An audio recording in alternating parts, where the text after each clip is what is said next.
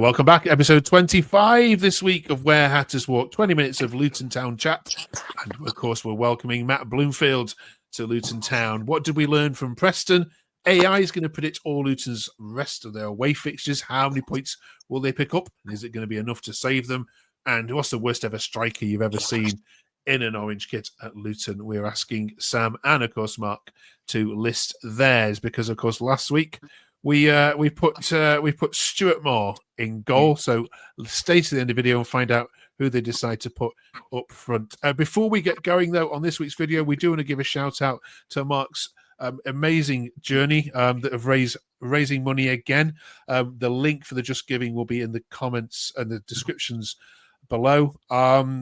Very noble cause, Mark, and you're walking this weekend to the game, we believe. How are you feeling ahead of it?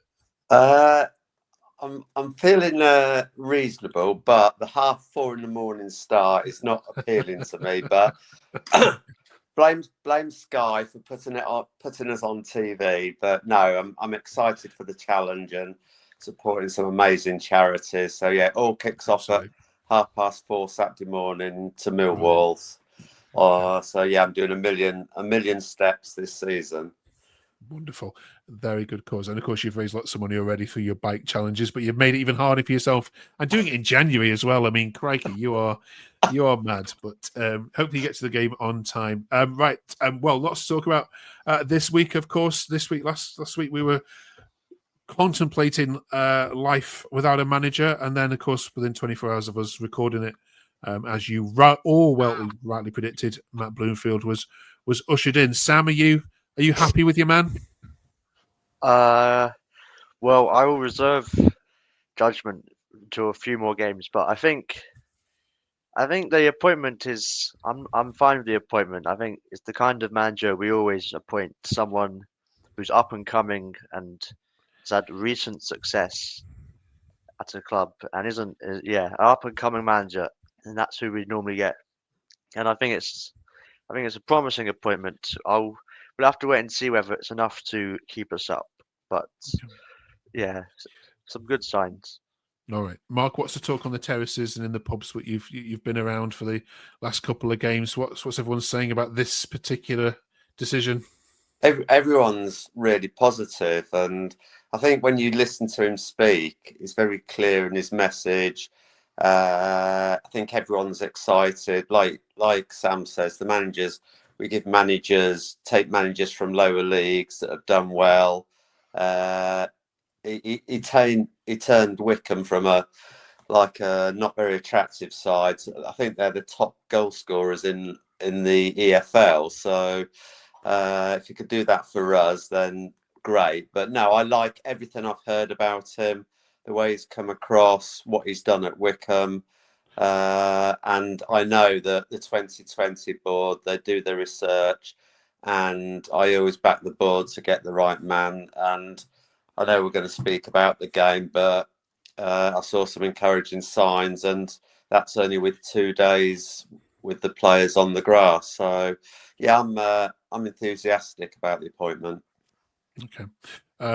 Yeah, we wish him all the very best, and obviously priority number one is just getting Luton out of this bottom three, because you could have had a worse weekend in terms of results with Hall winning, Cardiff and Hull winning at lunchtime, you sinking into bottom three, then seeing Portsmouth win late on as well. So results didn't exactly go your way, but we keep our fingers crossed. His interview was good, and lots of people pointed out that it was refreshing to hear different things. Crypto Hatter says it was a great summary in his interview. He was realistic and optimistic. The game was dire, however, defensively there were lots of positives, and we moved the ball better going forward. Once we start creating more, the narrative might change. And as Ralph said, he responded perfectly. Simply said how it was, unlike a certain someone. He answers questions with an answer and backs it up with stats. Lots of hope for the future. Do you agree with that, Sam? Did you see a lot of the ball being moved forward more than you perhaps usually would have done? Yeah, we had quite a bit of possession, but we weren't able to really convert it into many clear-cut chances. I think the thing of the game was it was encouraging that we were better defensively, more secure, but against the Preston side, who I think they've won one in 17 away games, I think, that they came for a 0-0 and they got it. So it was not that encouraging that we couldn't break down Preston. It's what they do. But It's he's only all had a few days to implement his tactics and ideas, and Yeah. so I'll wait a few more games. Yeah, that should come as no surprise to any person who's ever followed football that Paul Heckingbottom's away sides do not come to play football, Mark, eh? Yes, and I mean what I was encouraged with was we were moving the ball quicker. Players were interchanging positions, and it seemed like there was a structure, and everybody knew what their role was. I also like the fact that we kept a clean sheet, and I think the fact that we didn't concede a shot on target, was that down to us, or was that down to Preston's lack of ambition? But I also like the midfield looked more solid and secure. So where you've got Nakamba in a midfield of three, he's got less running to do, and he's sat at the deep, at like the bottom of the midfield, and just basically swept everything up. But with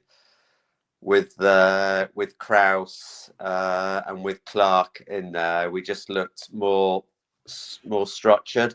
And with Isaiah Jones, he offers you something different, and he was trying to make things happen. So yeah, there were positives. Yes, there wasn't a lot in the final third, but like I've said and Sam said, he's literally had 2 days. And when you come into a club that's near the bottom, that's leaking goals, your first thing is to like shore it up at the back, make you harder to beat, make sure you don't concede, and that's probably the quietest game Thomas Kaminski's had all season. Yeah, our Preston fans weren't happy at all with their performance, and I think that reflects probably well on how he's set you up defensively. There was this tweet from George because his quote was, "I learned a lot about some of the players today in the interview." Now George interprets that to say, "Victor Moses, your days are numbered." Sam, do you agree that perhaps he's going to be one of those players that might find himself on the bench more? Yeah, I do agree, because we've got quite a few wingers now. We've got Jones was playing. We have Brown who could play. Jones was apparently quite good. We've got Chong who can play there. Nelson's been good the last few games, I think. So I can't see Moses playing that much. I mean, off the bench every now and again. Okay. Millwall then is the game this weekend, so we can't talk about the midweek one because we're recording this before that. Last time you actually went there and beat them in early September, which of course was following the international break. It was Mengi scored in the 10th minute with an assist from Walsh. Mark, you were there at that game. Millwall are tragic at the moment. If you're ever playing a side that you could get 3 points against, it's Alex Neil's Millwall. They are stinking the place out at the moment.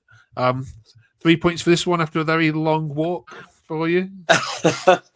Yes, I'm confident we're going to get a win. A bit. Well, we've obviously got the Tuesday game as well, but for some reason, Sky think as a Millwall's a local derby because it's on the TV twice a season, every season. But usually they're really tight games. You know, when you play Millwall, you're gonna have to win the battles first before you have the right to play some football. So it's going to be competitive, but I think that with the positives, and hopefully we get a result on Tuesday, I can see us getting a 1-0 win. Okay, all right. Thank you for that. We're also looking for hit our own target this month as well. We're looking, of course, for 150 subscribers. Can you help us get there? We're so close. We've been so close for many weeks now. You can help us get over the line. Get us to 150, press the subscribe button and support these two and other guests. And if you fancy coming on yourself as a podcast to review any game, drop us an email in the description below. Right, AI last week predicted the home games for Luton and how many points it would get. This week we've asked it to predict the away fixtures. Oops, that's not the one I want, and that's not the one I want either, and that is the one I want. There we go. Right then, so, first of all, you've got 10 10 away games. That includes the Oxford one, of course, this week. Is predicting that you'll win 3 more away at Watford, Cardiff, and Stoke, and you'll get two more draws at Oxford this week and Derby. So of course that will total 11 points with losses at Sheffield Wednesday, Sunderland, Burnley, Hull, and West Brom. So if I could give you 11 points now, Sam, would you take them? 100%. We need as much points as we can to stay up, and I think if we got 11 away, that would be enough. But I really can't see us beating Watford away. I'm sorry, but they're meant to be. Obviously it's a derby, but their home form is brilliant. Their away form is not very good, and that's going to be a tough game. Form goes out the window, and of course, I think AI is basing it on previous results, isn't it? Of course, the last one was a win. Mark, would you take 11 points now if I could offer it to you? I'm going to be ultra positive and say no, because I just feel like, because of the 10 away defeats, I just feel it's like once we get one, we'll just get the monkey off our back. And I'll go back to 2018 when we hadn't won away. We went to Oxford.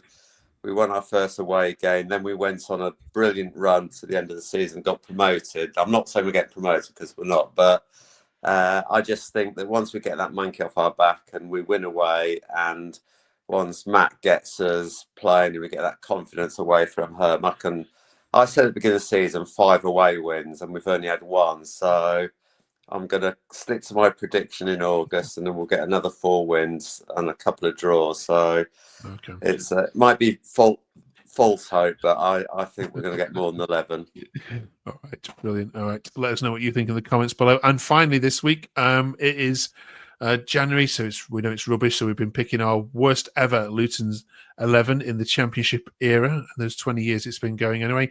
Last week, Mark and Sam and others selected Stuart Moore to go in goal. So this week, we're asking them to put their strikers up top. Let us know in the comments who you think should be in this position. Sam, can you give us one for the left-hand side there? I'm going to go with Sam Nombe I think he was on loan from, I can't remember where he was on loan from, but he was here for a season, and I think he started a few, but he mainly came off the bench, and he missed some absolutely terrible chances and struggled to impact the game, but he was most well known for his misses. He couldn't hit a barn door. Okay. That's one. Mark, can you select one from the many I'm sure you've got in your head? I'm going to go for Jake Jervis. He came from Plymouth with a big reputation, and honestly, that was around the Nathan Jones time, but it's just his control, his first touch. The only thing he did is he scored in our League Cup win at Cardiff, but yeah, there was just nothing there to encourage you. His touch, his control, he came with a big reputation, and we spent a few quid on them, but yeah, he just didn't cut it. So he's the one name that springs to mind, because obviously we've had loads of quality strikers. I could have a show on its own just naming what great strikers we've had, but this is about poor strikers. So Jake Jervis gets my vote, unfortunately. Okay, brilliant. Thank you very much for that. Those two are in. Let us know in the comments. So have they missed any? Who's the worst striker you've ever seen for Luton? Right, Luton Town are on the up. We'll be out of the bottom 3 hopefully by the time we meet again, with two victories hopefully this by the time we meet again in 7 days' time. Have a great week, everybody. Up the Luton, and good luck, Mark, with your walk on Sunday. If you see Mark on the streets, give him a wave, and also add to his Just Giving page, which we'll put down below. Good luck, Mark. Thank you, Sam, and thank you very much for watching. Thank you. 150 subscribers. We want it. Help us out. See you.